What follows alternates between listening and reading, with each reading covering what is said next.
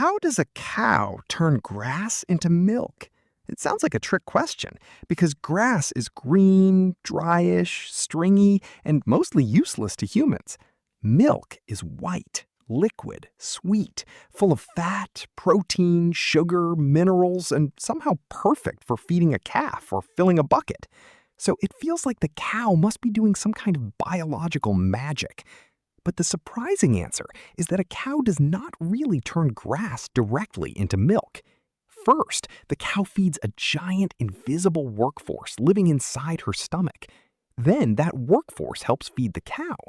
Then the cow uses those nutrients to build milk. So if you want to understand milk, you have to start with grass. And if you want to understand grass, you have to start with a problem. Grass is made with a lot of cellulose.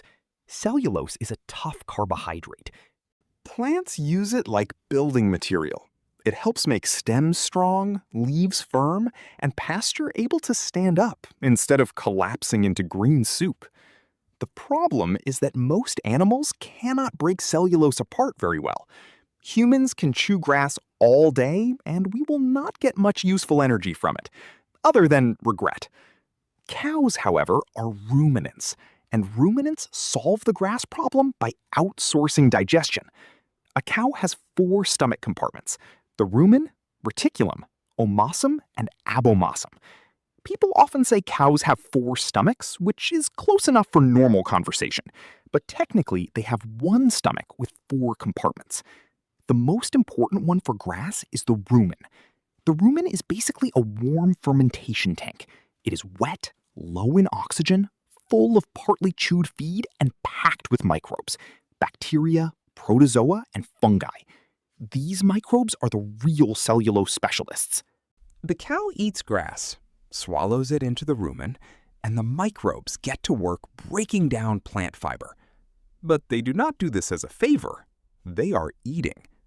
As the microbes digest cellulose and other carbohydrates, they produce substances called volatile fatty acids. The 3 big ones are acetate, propionate, and butyrate.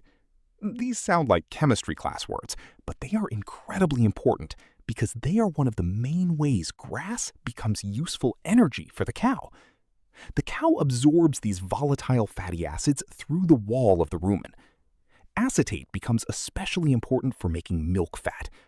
Propionate travels to the liver and helps make glucose. And glucose matters because the main sugar in milk, lactose, is made from glucose.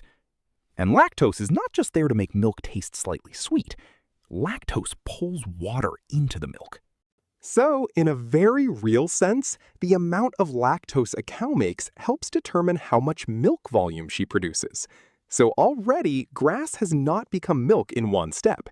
Grass feeds microbes. Microbes make volatile fatty acids. The cow absorbs them. Those nutrients help produce milk fat, milk sugar, and energy.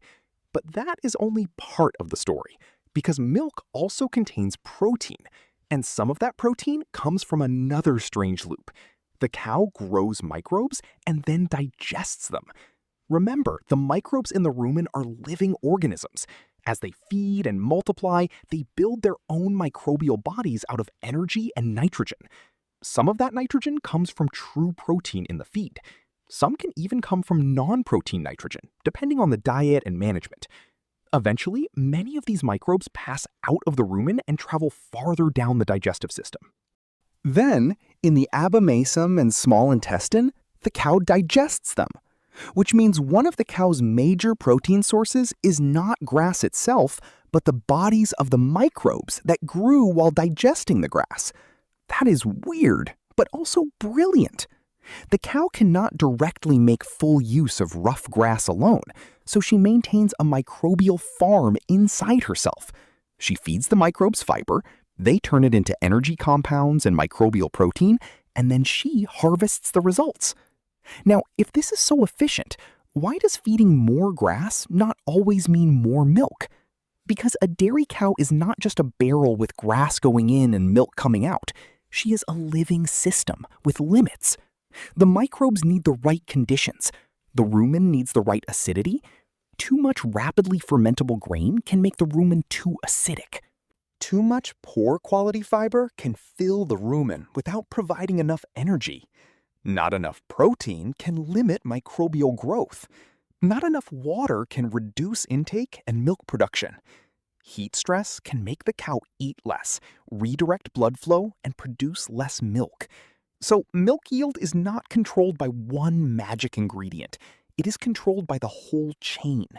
Feed quality affects microbes. Microbes affect nutrients. Nutrients affect the udder. The udder affects milk. And the udder is where the final assembly happens. Inside the udder are tiny milk-producing structures called alveoli. These are lined with secretory cells. Blood flows past these cells carrying nutrients: glucose, amino acids, fatty acids, minerals, vitamins, and water. The udder cells take those ingredients from the blood and assemble milk. Milk fat is made partly from acetate and butyrate, and partly from fats transported in the blood. Milk protein is made from amino acids. Lactose is made from glucose. Minerals like calcium and phosphorus are moved into the milk. Water follows, largely because lactose draws it in. So the udder is not a storage bag that magically fills up. It is a factory. But it is a factory supplied by the bloodstream, and the bloodstream is supplied by digestion, and digestion is powered by microbes, and the microbes are fed by grass. This is why a cow can eat something humans cannot use well and produce something humans can drink. But there is one more important twist.